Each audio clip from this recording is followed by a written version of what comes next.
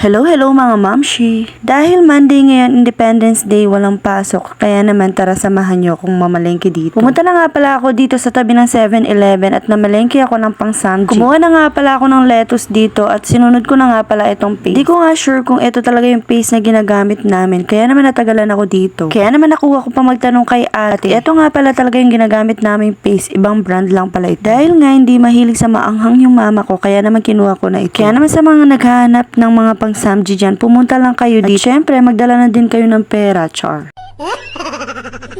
After ko nga nakabayad, ayan lumabas na ako. Asip naman papasok ako ulit, char.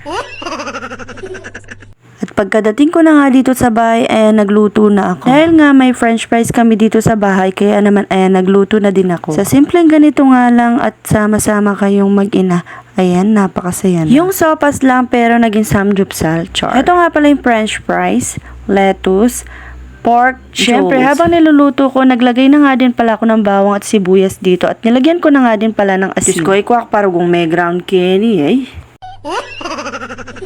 At eto na nga pala yung mga naluto ko. Diyos ko, leko kaya parang gusaksak po, mag-ground na ako na naman ay. Diyos ko, ima ko may nakbag na kingwani pa. Para nga hindi malalaki etong pork chulls, kaya naman ginunting na ng mama ko. Tara, manganta mo for the kambing ang person, char. Dahil nga maghapon umuulan dito, kaya naman hindi mainit dito sa labas. Grabe kanyaman. Sign na to para mag-samji ka na din. Alam nyo ba mga mamshi? Dati, hindi talaga ako mahilig kumain ng ganito. At anyan, tikman ko na, Diyos ko, kabira pantunan ko. O day kepeng kakaglipot ang mag-crave kong samji. Habang bino-voice over ko nga ito ay talaga naman nagugutom pa ako. Heto nga pala si Kuya Sean ay kinakain niya french fries lang. Hetong si Sky naman ay ginagawa niya manggulumuno ko. Grabe, sa sobrang kanyaman ayagisan ko yung selimi ngayon ni kung ngayon kukuta. Kaya naman sa mga unlimited na ganyan ay talaga namang sulit na sulit sa akin. Thank you nga pala sa mga nanonood sa mga video namin. Super thankful ko nga dahil umabot na ako ng 5K to 100 followers. Hey, nano ka no?